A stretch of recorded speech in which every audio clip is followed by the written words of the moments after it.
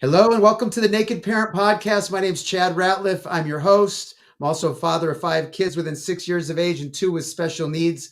So that I get it when I say I know your time's valuable, and I'm grateful that you're with us today. And I'm going to make sure I do my best to make sure that the time you spend with us is valuable for you. And I'm excited to share Shannon Jacobs' story with all of you. She's the mother of 5 kids, 2 of which have been diagnosed with autism, one who has paperwork in, and they're waiting for the assessment, or we'll learn more about that when we talk to Shannon.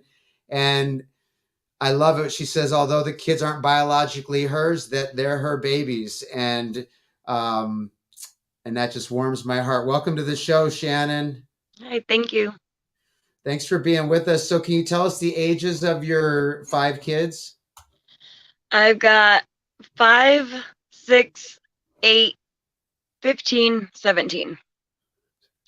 5, 6, 8. Yeah, that's close. 16, Oh, yeah. 17. Okay. And then which ones do you believe are on the spectrum? What ages? My 6-year-old and my 15-year-old were diagnosed on the spectrum. My 15-year-old was diagnosed higher functioning with was it ODD, the attitude issue, is Okay. what I like to call it. Yeah. And then my 6-year-old, she was diagnosed before she was 3, and she was diagnosed low functioning nonverbal. And this little girl don't shut up. Really? So, Really.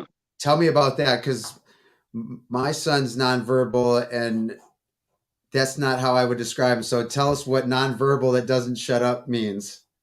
So when I first came into her life, she was 3, and she didn't talk Hmm. at all. Um, she hid in a room, dark room, and had her TV. And after me and her dad had been together for maybe a week, I was like, okay, this isn't gonna work. I was like, that little girl is very smart, and she's playing you. And my son, who's a 5-year-old, at the time, he didn't speak very much either. I actually had him tested um, with First Steps here in Missouri, and they said his language was like where it was supposed to be. But after having my 8-year-old, I was like, okay, something's different. My 8-year-old used to have conversations with me, and then now I have these 2 that don't talk at all. So them 2 together actually helped each other a lot. They Wow. started talking to each other. Um, I don't baby them, I guess you could say. I use full sentences, I use complete words, I don't make up words for stuff. And I think that helped with her learning, along with her speech therapy at school. She does have an IEP at school. Um, that helped her, be able to express herself a little more. She still has the issues of being able to express herself, but now she does speak. She is not nonverbal at Wow. all. And she's not low functioning. They said that she would never be able to do anything on her own. And that was my issue with the whole thing. Don't label my kid because you don't know what they're capable of. Yeah, and I loved when I saw the topic for the show, because sometimes we get these labels and then that we just kind of accept that as the way it's going to be. Yep. So it's inspiring And that you're sharing this. Tell us more about how this is unfolding. so when, like I said, when we first got together, she was nonverbal. When it was bedtime, he would put her in her room, turn the TV on, make sure everything was off but the TV, and she didn't like that. She used to bang her head on the wall. And he would go in and coddle her. And I was like, okay, no. I said, can I try something? And he said, okay, you know. And my 15-year-old was like 12, 13 at the time, and they were very protective of her. Her name is Summer, and they were very, very protective of her. And I was like, I'm not gonna hurt her. My best friend at the time, her brother was uh, autistic, and we were friends for 7 years before I came into Summer's life. So I know how they have to be. Some people, they have to have I need my notifications before this happens, or my whole day is off. Yeah. Well, he was like, go ahead, just be gentle. And I was like, I'm going to be gentle. She's 3. Yeah. I picked her up and I put her on her bed and I said, you're a pretty girl, and pretty girls don't do that. And she stopped. She Wow. has not banged her head on anything since. Wow. So, I mean, every kid's different. That's not going to work with everybody, but somehow it worked with her. And she does learn. I tell my fiance all the time, you can't treat her differently, because any adult with any kind of disability, you ask them what they could have changed in their life, it's, I wish I hadn't have been treated any different than everybody else. And so I don't, um, That's awesome. when we first got together, it was dinner time, chicken nuggets and French fries. Not for McDonald's, like he had it in the freezer for her, bigger chicken nuggets and French fries. And I was like, we're gonna try something different. I made pancakes one night, and she's in the middle of eating dinner, and he messages, hey, how's she doing? And I said, she's eating pancakes. Or he said, what's for dinner? I said, it was pancakes. Oh, she doesn't like pancakes. And I went, took a picture of her eating pancakes. And he was like, huh. I said, yeah, you're stuck on, one thing. You need to broaden her horizons on stuff, otherwise she's not gonna know. Yeah. And even more so with kids, I once read regarding food, they have to try it at least 10 times before they know whether or not they actually like it. Interesting. So, and now the pancakes, waffles, they don't last in our house at all. They love them. So what's a difficult day look like in your household when things aren't? What's a difficult day look like? She does still melt down. She has this very strong attachment to my mother. She's met my mother one time. We flew to Nevada. She did amazing. I was really concerned about how she'd be on the flight, but she did amazing. And she attached to my mom. And so anytime we'd get in the car to leave, my mom would be closing up her house, locking it up while we were all in the car, and she'd freak out. Where's Grandma? Grandma's coming. Hold on. Well, we just drove 8 hours to Texas last weekend because my mom was supposed to be there. But it iced over in Dallas, so they canceled all the flights. Aww. She lost it. Aww. She cried, threw a fit. I don't want to be here. I want to go home. I want my grandma. Grandma's not here. Grandma's supposed to be here. Yeah, she was not happy. So at 12:30 our time, which was 10:30 her time, I called and woke her up and was like, look, I'm really sorry for waking you up, but Summer's losing it. She wants her grandma. And so I let her talk on the phone, and she was a little more okay with that, but she still wanted her grandma. And because they had canceled all flights, we were there for 4 or 5 days without my mom. And it was a lot of distracting. You could see her starting to break down. Distract her with something. And so tablet, she's got a Fire tablet. That helps. My niece being there, that helps. We went to Shenanigans and she got to go play on stuff. That took her mind off of it. So trying to just keep her busy and distracted helped a lot. At home, sometimes it's a whole other story.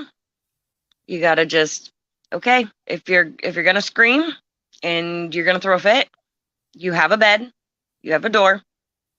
Go throw your fit in your bedroom. I got 5 of you. If you all started doing that at the same time, I'd move out. Y'all can have the house, I'd move out. So, yeah, it's It can get kind of stressful, but we use a lot of distraction techniques. Yeah. So it sounds like females in her life are very important. So you step in her life, you have one conversation, she changes, she meets your mom, and she's attached. Like, is that, are you coming to the, like, what is there something behind that, or? According to her dad, who has that, see, her dad has actually gone to the autistic classes and everything at the Thompson Center, which is where the main autistic center is. It's up in Columbia, so it's Okay. about 2 hours away. Um, he's gone to the classes, and I told him, I said, it's really weird because the only person she's really attached to is her dad. Daddy, you're my best friend, you're my favorite. And she loves mommy, but not as much as she loves daddy. She's definitely a daddy's girl. So then when she attached to my mom, I was like, that's weird. She's not like that with anybody. And he said that, sometimes autistic children just get those one or two people that they attach to, and my mom just happened to be that person. Uh, And my mom loves it. She can call on the phone, and Summer takes off with my phone, and she's got her grandma. She's happy. And she does have a grandma and grandpa here in Missouri, but she's not even like that with them. It's really just my mom. interesting. And so it is kind of cool to see that she does show the emotions of, grandma's not here, I'm mad. And okay, grandma's here, we're going to do everything side by side. I'm not letting her out of my sight because that's my person. And so that was really cool because, being told she'd never show emotion like that, it's awesome to see. Yeah, very cool. Um, is there something that you believe to be true that most parents disagree with? Um, me and my fiance just got into an argument while we were in Texas because the shoe necklaces, he I had gotten some like over a year ago.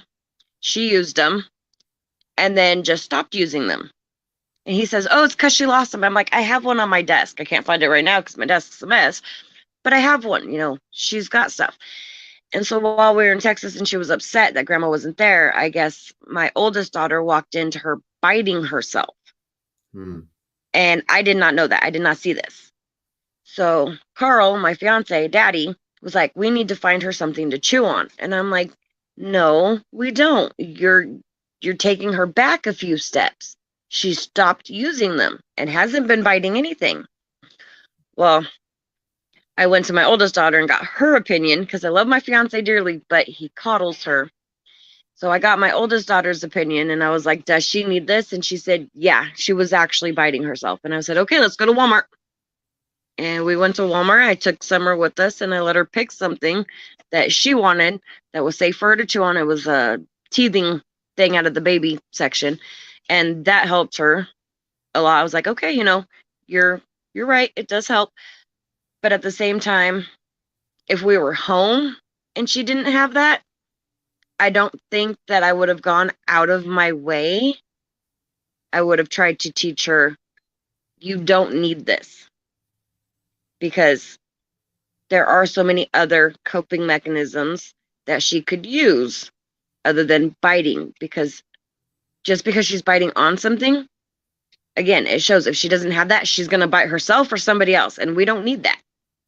So he thinks she needs the thing to bite on. I think she doesn't. I think she needs to learn that biting's not okay.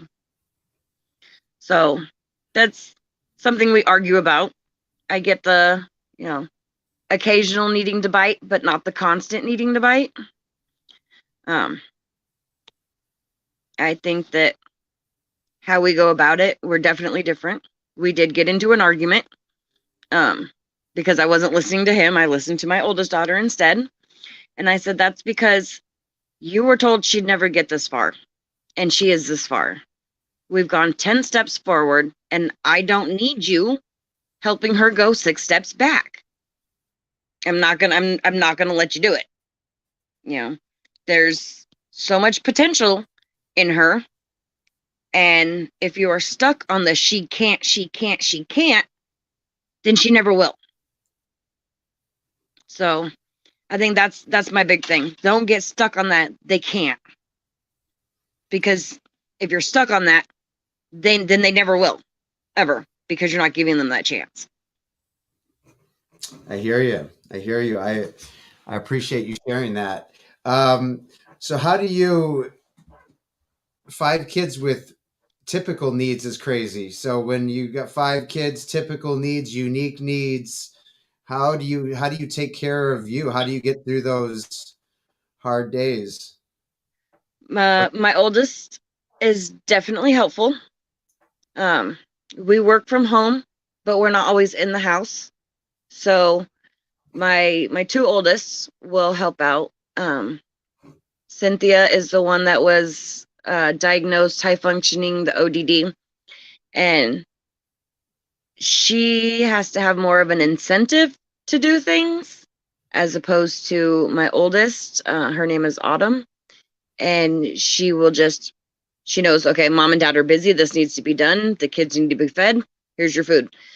And so she takes a lot of initiative and definitely helps out. But there are days where, the kids drive everybody nuts because they're kids. Yeah. Trying to meet everybody's needs can be a little stressful. The boys are definitely mama's boys. Summer is more of a just leave me alone and I'm good. There are times where, yes, what we think is irrational for her to be throwing a fit about, she's throwing a fit about because it's rational to her. So I have to explain to my 8-year-old, look, she doesn't understand like you do. So she's going to get upset. And we use a lot of talking regarding that. You need to understand that just because you don't find it to be a big deal, she does. And so we try to make sure everybody has a safe place to go if they're overwhelmed. Try to make sure, nobody else is picking on them for how they feel. And a lot of teamwork definitely comes into play when it comes to having 5 of them with different personalities. Yeah, definitely. Is that your favorite quote? It can't rain all the time by the Crow. Yep. I love it. Tell us more about that. So if you've seen The Crow, you know that it's based in Seattle. Seattle, they say it always rains. I've lived there. No, it doesn't. But at the same time, people look at the rain as dark, depressing, down, bad. And it doesn't rain all the time. Just because you're having a bad day today doesn't mean tomorrow's going to be a bad day. So you could have a bad week, but that doesn't mean the next week's going to be bad. Everybody has bad days, including the kids. And I myself tend to forget about that. They're human too. They have bad days. But I do try to remind myself, okay, they are human. They are good. They had the wrong color pencil at school. Their day went to crap.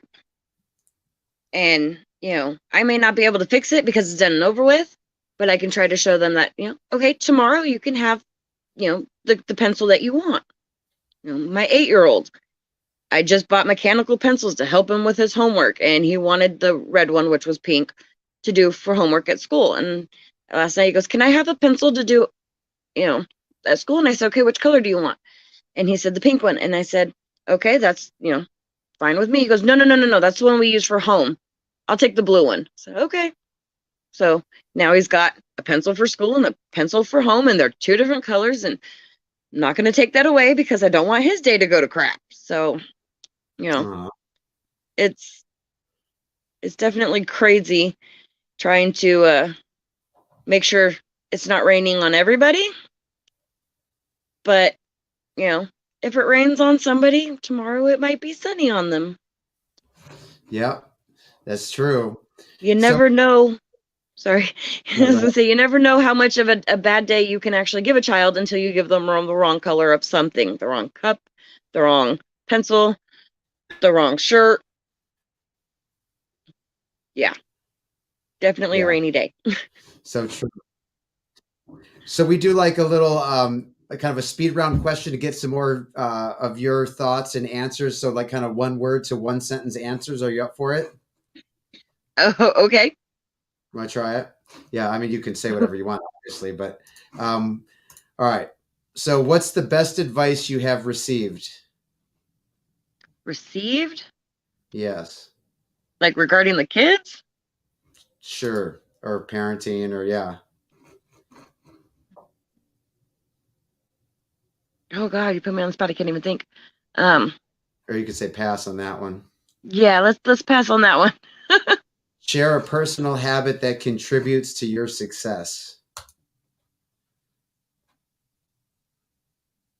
Um, and we're doing one words, right? Or one sentence. One Or sentence. Okay. yeah. Um, Yeah, don't try is mine whatever's is it. I take the negative and make it positive. It's my stubbornness.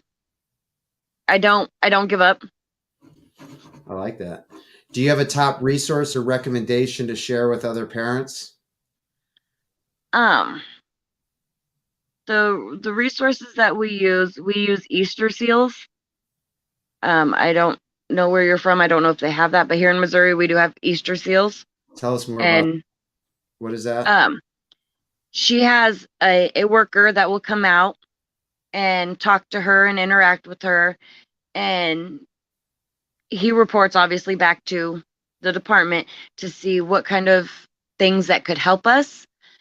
They do events, so they'll have like reading events or movie events that we can take them to that is more um, not necessarily autistic uh, focused, but child focused. And so they do a lot of kind of like the STEM education, where motor skills, the where I'm trying to think of the word. I'm totally lost it. Cognitive, Where um, sensory sensory. sensory stuff. And so they even it's not quite an insurance, but we do pay a premium. And so we just did down payment or deposit for something, and they just sent her like a gigantic box of stuff. So she's got the sensory toys, she's got the chewing necklaces.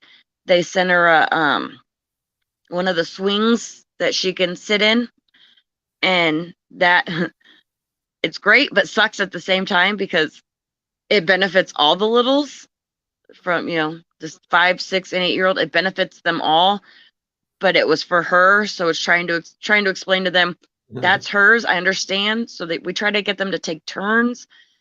Yeah, that Yeah. thing is a blessing and a curse at the same time. All So I right. would say if your listeners are in Missouri, definitely check out Easter Seals. They're awesome. Cool. What's the next thing on your list that you want to add for your individual well-being? For my individual well-being, um, well, I'm just started working with my 3D printer.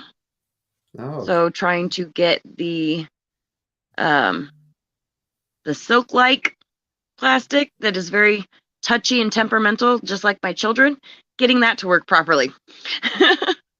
cool. That's exciting. I want to hear more about that sometime. Um, what's one thing on what's one thing you think would improve your life if you did it or had it?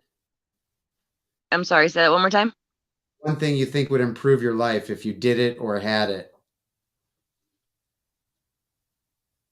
Um, Probably better routine. We we're not in. We have no routine at all. Um, the kids somehow put themselves on a 6 o'clock dinner, so dinner's usually around 6. Um, if I'm out of town and dad's working, then dinner can be as late as 8, which I'm surprised they don't attack him for that. Um, our routine is a mess. Having a routine would be so much better. Having was that Josie, the Jetsons, Rosie. Having a Rosie would be amazing. Yeah, that would be. The routine and then the discussion about labeling, I kind of think have some similarities in that there's certain things about a routine that I really like, and there's certain things I think that would really benefit my family if we had the routine of it. And then there's also the argument where inside a routine, we're not firing different wirings in our head because we're kind of in that habitual nature. Just like if we label somebody something, then they just kind of believe something is the way it is. But it's when I heard a dad say the other day, his son called and said, "Oh, I'm in trouble. I'm out of money. I'm something, something, something." And his dad said, "Well, that's awesome because that means you're going to have to wire some new things together to figure out how to come out of this because you don't have a preconceived notion on how to handle it." And he said, "Give me a call when you figure it out. I'll look forward to hearing about it," and hung up on him. Yeah. And if you're babying somebody and telling them they're a certain way, then but if you sit down on the bed and you tell your daughter that she's beautiful and doesn't need to bang her head on the wall, and then she says, "Oh, I don't need to bang my head on the wall." You know what I mean? Yep. And I So mean, sometimes it takes more than one time saying it before they get it, but they do understand, and that's what I really hate about this whole thing is, you're gonna label them low functioning. A lot of people think, oh, low thinking, and that's not the case. They are very intelligent. They just don't know how to express it. mhm. And so finding the right thing that works for the child to express it is all they need. Whether it's pointing to pictures or teaching them sign language, because they can pick up things a lot faster than us normal people. You know, they they have the ability to exceed if given that chance. And I don't like the fact that, even still, we've been together since 2019. He's still stuck on that. Well, she can't do it because of this. No, quit it. Not happening. She's going to do the same thing that the other kids are doing. And if she fails, then guess what? She's going to do it again. And if she fails, she's going to do it again until she figures out she can do it. Well, it sounds like your kids are lucky to have you, and you inspire me. I'm sure you inspire them. And is there anything from what we talked about, or just something that's on your heart that for the parents that are listening out there that you'd like to share with them? My main thing is don't get stuck on that label. You know, even if it's something they can't do, let them try. You know, because they might surprise you. If you give them the freedom, they can do extraordinary things. Every kid can, whether they have that communication issue or not. Yeah. Just I think that's beautiful. I think it's a great way to leave this show, and I appreciate you taking the time to be with us today. And I hope you'll stay a friend of the shows. And I'd love to connect down the road and hear about the new things that you've taught your kids that they could do that they didn't know that they could do. All right. I'm definitely looking forward to it. Summer's actually going to be in a play next week, so a singing play thing at school. Awesome. So that's going to be exciting to see how she does in that. So That's yeah. great. Well, I wish you and your family all the best, and we'll be in touch. Okay. All right. Thank you. Thank you. Bye bye. Bye.